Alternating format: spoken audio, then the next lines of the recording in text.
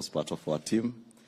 Mheshimiwa Omar Hassan, who claims he represents 350 million East Africans, was part of the team. Our lead, the team of our experts, or our committee experts, were led by Advocate Mudhomi Viankolu, assisted by Biketi, and Dr. Duncan Ojuang, and Linda Musumba, who also has an apology. She had traveled to Kuna. Mr. Abisai, Senate is Josephine Kusini from the Senate, as part of the Secretariat from Parliament. Jemima Waigwa, also part of the Secretariat, and they were led by Nicholas Emigen. And that was the Secretariat that was serving us from the National Assembly. I think the other side I will ask the Honorable Kalonzo Musyoka to introduce once I'm done.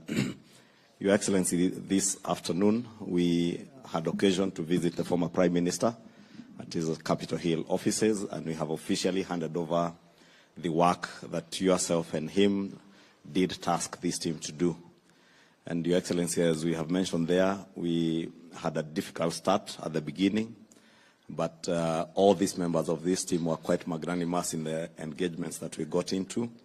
And amidst all the difficulties that we had at the beginning, even not being able to agree on a common agenda, we were able to put together all the agendas that were brought by both teams and reduce them to 5 thematic areas that we handled, and were able to agree on almost 90% of the issues that were before us. The few issues that we could not agree on, like the cost of living, the Azimio team had their views. We had our very strong views on that issue, and we agreed they would give us an opportunity to do what we are supposed to do as government, or as an administration charged with the responsibility of dealing with the cost of living, as we also give them the opportunity to continuously critique what we are doing. And I believe they have been doing that, and they will continue doing that. Your Excellency, there are a few other issues that we could not agree on, and we decided that we will refer those to yourself and the former Prime Minister, and you will see them contained in the report, the issues that you should consult between you and the former Prime Minister. And we believe you also endeavor to settle on those outstanding issues. We have since tabled the report in both houses. It's now formally adopted by both houses. We have begun the work of implementation. We have already published 2 bills. The bill on IEBC to reestablish the panel for selection of the IEBC commissioners, and a bill on EACC. Those are already published, and we reduced the publication timeline for the IEBC one to 1 day.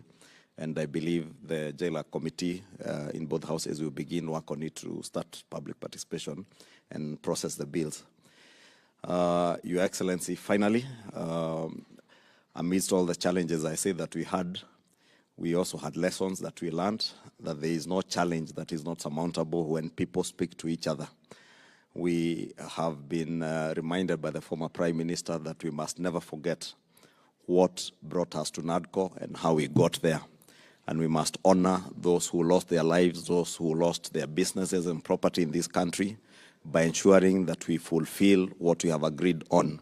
That is going to be achieved through legislative interventions.